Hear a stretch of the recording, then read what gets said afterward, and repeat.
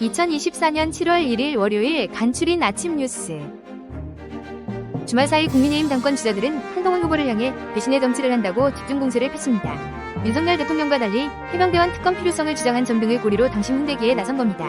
한 후보 측도 악의적 프레임이라며 반박에 나섰습니다. 국회 운영위는 오늘 오전 전체회의를 열고 대통령실을 상대로 현안 질의에 나섭니다.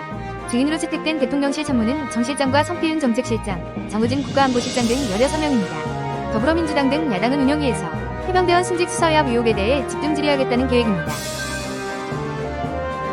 여야는 방송통신위원회의 공영방송 이사 선임 절차 착수를 놓고 공방을 계속했습니다. 민주당 김현 의원은 항의를 위해 방통위에 들어가려는 과정에 청사 직원들에게 이른바 갑질을 했다는 국민의힘 공세에 대해 악의적인 프레임이라고 반박했고, 국민의힘은 민주당은 갑질이 일상이 됐다고 비판했습니다.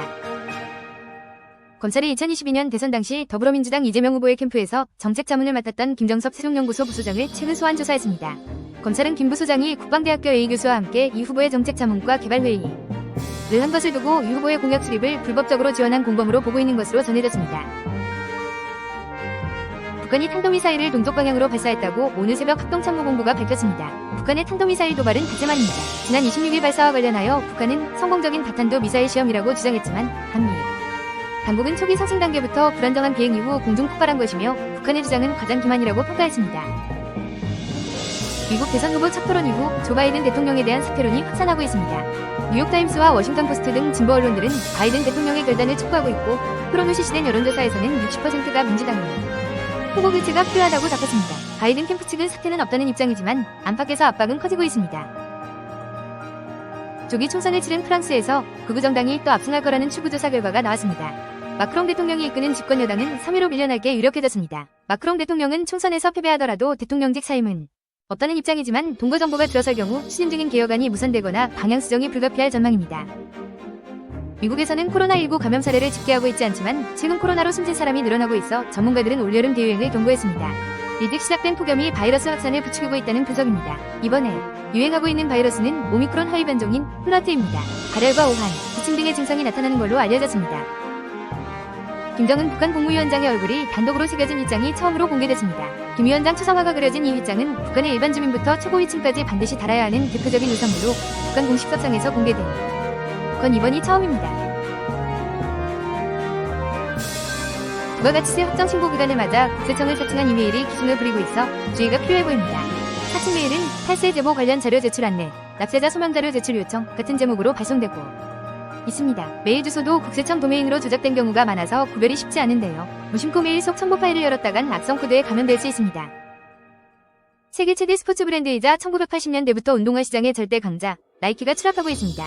그냥 하면 돼, 저스트 두잇이라는 문구로 대표되는 나이키죠. 하지만 도전과 혁신이 사라졌다는 지적이 나오고 있습니다. 지난 28일 공개된 나이키 주가는 20%나 폭락했습니다. 코로나 기간을 제외하고 연간 매출 증가율도 14년 만에 가장 낮았습니다.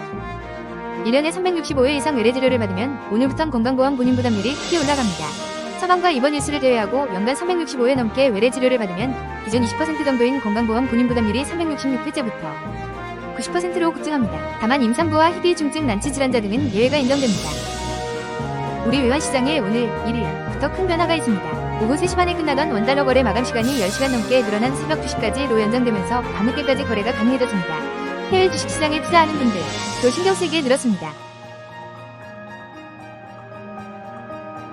오늘부터 휘발유와 경유 등 기름값이 오릅니다. 정부가 유류세 인하폭을 줄이기 때문인데요. 어제 전국 주유소의 평균 휘발유 가격은 리터당 1,670원이었지만 유류세 인상분을 전부 반영하면 단숨에 1,700원대에 진입하게 됩니다. 무엇보다 최근 국제유가가 상승세로 돌아선 만큼 당분간 기름값 상승은 불가피해 보입니다. 서울 서초구가 오늘부터 대형마트 영업제한 시간을 기존 8시간에서 1시간으로 축소 변경합니다. 영업제한 시간을 새벽 2에서 3시로 변경한 건데요. 서초구는 지난 1월 서울자치구 가운데 처음으로 대형마트 의무유업일 평일로 전환한 데 이어 전국 최초로 영업제한 시간 완화 조치에 나서면서 전국적으로 규제 완화가 이어질 것이라는 전망이 나오고 있습니다.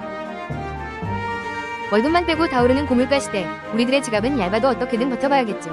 청년층을 중심으로 다양한 찬물 소비 트렌드가 계속되고 있습니다. 앱으로 포인트 모아서 실제로 물건 사보신 분들 있죠? 이렇게 앱에서 특정 미션을 완수하면 포인트를 지급하는 게임 애플리케이션이 인기입니다.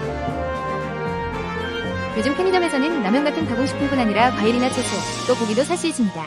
굳이 마트나 시장에 가지 않더라도 편의점에서 쉽게 장을 볼 수 있는데요. 특히 적은 양이 필요한 1인 가구 사이에서 인기가 많습니다. 보통 마트나 시장에서 판매했던 신선식품을 편의점들이 적극 들여놓는 건 편의점에서 장을 보는 이른바 편장족들이 크게 늘었기 때문입니다. 축구대표팀 사령탑 국내파 후보 1순위로 꼽히고 있는 울산 홍명보 감독은 학습이 안 됐냐 며 축구협회의 감독 선임 방식을 강하게 비판했습니다. 홍명보 감독과 아날드, 카사스 감독 등이 후보로 거론되고 있는 가운데 이번 주 최종 협상이 진행될 예정입니다. 권위 있는 국제 피아노 콩쿠르에서 또 한 명의 한국인 우승자가 탄생했습니다. 지난 토요일 오후 미국 이타주 솔트레이크시티에서 개최된 2024 바카워 국제 피아노 콩쿠르 시상식에서 한국인 피아니스트 선율 씨는 대회 우승과 함께 성존상과 학생심사위원단 평가상까지 상관왕에 올랐습니다. 디즈니 픽사의 애니메이션 인사이드 아웃 2가 올해 세 번째로 500만 관객을 돌파하며 박스오피스 1위를 기록 중입니다. 사춘기가 된 주인공 라일리가 복잡 미묘한 감정 속에서 겪는 성장통을 그린 인사이드 아웃 2 등 하트를 밀어내고 올해 전 세계 최고 인기 영화로 등극한 가운데 우리나라에서도 흥행 질주를 이어가고 있습니다. 오늘 남부지방에는 여전히 장맛비가 이어지겠습니다. 오늘 오후부터는 그 밖에 전남과 경남으로도 비가 확대되겠습니다. 또 오후부터 경기 동부와 강원도에는 소나기가 지나겠습니다. 반면 내륙은 30도를 웃도는 무더위가 나타나겠습니다. 오늘 내리는 장맛비는 내일 전국으로 확대될 것으로 보입니다.